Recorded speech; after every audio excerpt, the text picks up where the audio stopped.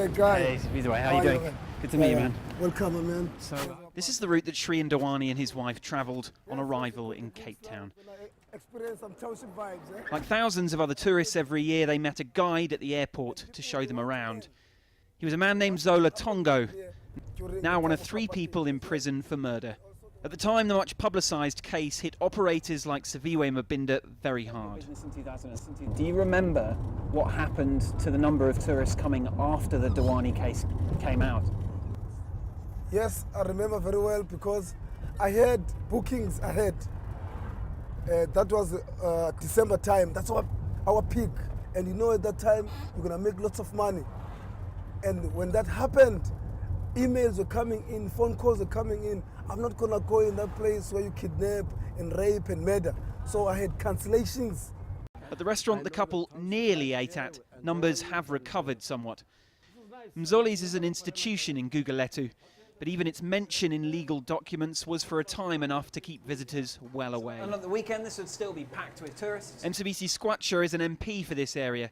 He says people are frustrated, particularly since allegations emerged that Dewani may have chosen this place not as a honeymoon paradise, but allegedly as an easy place to arrange a hit.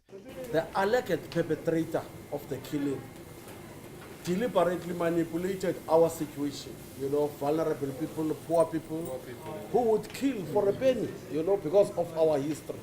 So the people of Gugulethu were very angry, economically negative. Who would want to come to Mzoli's when people get killed? Dewani's extradition to South Africa brings the prospect of testing that version under oath a step closer. This is the road the couple were driving down after nightfall when their car was pulled over at this exact intersection and then hijacked. Now it's in the middle of the Cape Flats, which has some of the worst instances of violent crime in a country with some of the highest levels of it in the world. With the start of this case, once again, those stats are going to be put in the spotlight. The incident was.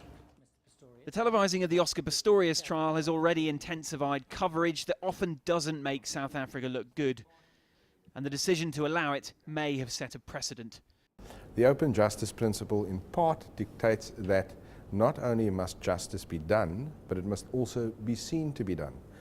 And in holding as it did in the Pistorius case, the court struck a balance between those competing interests. And I think that the reasoning employed by the court, plus the experience of how the rights granted to the media has been perceived by everyone, will be very informative in the Dewani case. 2 cases running in tandem in which innocent women lost their lives. Both trials and the issues they raise look likely to remain a hot topic of discussion here and around the world. Guy Henderson, CCTV, Cape Town.